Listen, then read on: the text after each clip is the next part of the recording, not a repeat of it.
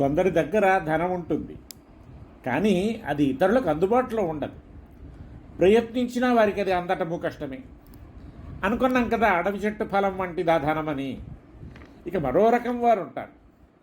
వీరు ధనవంతుడే, కానీ వీరి ధనం ఉంది చూశారు, అది వారికి ఉపయోగపడదు.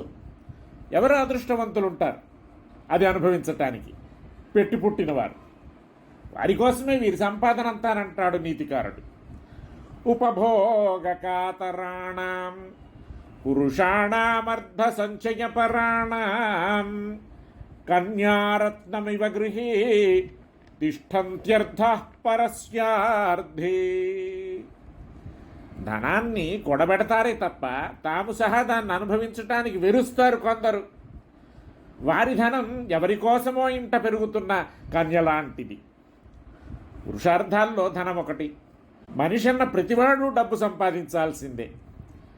ఆ సంపాదించటము ఏదో అలవోకగా ఆషామాషిగా కాదు, ఎంతో ప్రయత్నించి మరీ సంపాదించాలి. విధి విరామం లేకుండా సంపాదించాలి. క్షణక్షణం విద్య సంపాదించాలి, కణం కణంగా డబ్బు కూడబెట్టాలి. క్షణం వదిలితే చదువు లేదు, కణం వదిలితే డబ్బు రాదు అన్నట్టుగా సంపాదించాలి ధనాన్ని. ధన సంపాదన ఒక వ్యసనం. సంపాదించిన కొద్దీ ఇంకా సంపాదించాలి, ఇంకా సంపాదించాలి అన్న తపన పుడుతుంది, యావ బయలుదేరుతుంది. 10 సంపాదిస్తే 100 సంపాదించాలని, 100 సంపాదిస్తే 1000 సంపాదించాలని, 1000 సంపాదిస్తే 1,00,000 సంపాదించాలని, 1,00,000 సంపాదిస్తే 1,00,00,000 సంపాదించాలని. కోట్లు సంపాదించిన చచ్చే వరకు ఇంకా ఇంకా అర్బుదాలు నిర్బుదాలు సంపాదించాలని కోరిక పుడుతూనే ఉంటుంది. వీడు సంపాదిస్తూనే ఉంటాడు. అయితే సంపాదించడం మంచిది కాదా? అయ్యో, ఎందుకు మంచిది కాదు? చెప్పేంగా కణం కణంగా సంపాదించాలి. కణం వదిలితే ధనం ఎక్కడా? అంతేలే, డబ్బున్నవాడిదే రాజ్యం, డబ్బుకు లోకం దాసోహం అని, ధనమూలం జగత్ అని, డబ్బు వల్ల కులం వస్తుందని, డబ్బు వల్ల పండితుడన్న కీర్తి వస్తుందని, డబ్బు వల్ల గొప్పవాడన్న పేరు వస్తుందని వింటున్నాం, చూస్తున్నాం. డబ్బుంటే గుడ్డివాడు మన్మధుడవుతాడు, మూగవాడు మాటకారి అవుతాడు, గుడ్డిగవ్వకు కొరగాని వాడు గొప్పవాడై కూర్చుంటాడు. డబ్బుంటే కొండ మీద కోతి దిగి వస్తుంది అనే నమ్మకం జనంలో నాటుకుపోయింది. డబ్బుతో దేన్నైనా సాధించగలమనే నమ్మకం విద్యావంతులలో అవిద్యావంతులలో సమంగా పాతుకుపోయింది. ధనం వల్ల కొన్ని సాధించవచ్చు, కాదనం. దానధర్మాలు చేసి పేరు ప్రతిష్టలు గడింపవచ్చును. తనకున్నదాన్ని లేనివారికిచ్చి ఆదుకొని ఆపద్బాంధవులుగా గణుతికెక్కవచ్చు. కానీ అన్నీ డబ్బుతో పొందలేం. అట్లా పొందాలనుకోవటం తప్పు. చదువు లేనివాడు డబ్బు వల్ల చదువుకున్నవాడు అవుతాడా? పుష్కలేన ధనేనవా అంటే అయ్యవారికి బాగా దక్షిణలిచ్చి వారికి ఏ లోటు రాకుండా చూసి అట్లా సంతుష్టులైన వారి అనుగ్రహం వల్ల బాగా కష్టపడి చదువుకోవాలనే కానీ చదువు లేనివాడు నూకలు చల్లి పండితుడుగా జేజేలు పలికించుకోమరా? కాదు, కానే కాదు. డబ్బుంటే ఒకడిని గద్దె దింపేయచ్చు, ఒకడిని అప్రతిష్ట పాలు చెయ్యవచ్చును, అవయవాలు తీసేయవచ్చును. అబద్ధాల కోరు అజ్ఞాని అని లోకం కోడై కూసేట్టు చెయ్యొచ్చు, ఈ లోకమే దాటించెయ్యొచ్చును. అంతేనా? వట్టి దేబెను వాజమ్మను అందలము ఎక్కింపవచ్చును. ఏం చెయ్యలేం డబ్బుతో. నిజమా? అందుకేనా జనం ఎగబడి కొన ఊపిరి ఉన్నంత వరకు చచ్చి చెడి డబ్బు సంపాదించటం కాదు. కానీ లోకం తీరట్లా కనపడుతోంది. అది సరికాదు. 100 చేతుల సంపాదించు, 1000 చేతుల వెదజల్లు అంటోంది వేదం. త్యాగానికి సంపాదన అంటున్నారు మహాకవులు. ఆ సంపాదన ధర్మబద్ధం, ధర్మాభిమతం, ధర్మానుమతం కావాలి. నీ రక్తమోక్షో ఎదిరి రక్తం పిండో ఎట్లాగోలా సంపాదించడమే కాదు చెయ్యాల్సింది. సంపాదించు, ధర్మం వదలక సంపాదించు వితరణ కోసం. ధర్మార్థాలను జంటగా పేర్కోవడంలో పరమార్థం ఇదే. మరి నీ సంపాదన నీకే కాదు, వేరొకరి కూటికి కావాలి, గూటికి కావాలి, బట్టకు కావాలి, బతుక్కు కావాలి. సంపాదన కోసమే సంపాదన కారాదు. చెరువులో నిండా నీరు నింపుతాం, ఎందుకు? 10 మంది ఉపయోగానికి. కడివెడు నీరైనా తీయనీక కాపలా పెట్టి ఒడ్డుల నిండా నీరు నింపుతూ ఉంటే చెరువు నిండటం మాట్లాడుంచు, నిండి గట్టుకు గడ్డిపడి కొట్టుకుపోయి ఒక్క చుక్క నీరు నిలవక తటాకం తడారిపోతుంది.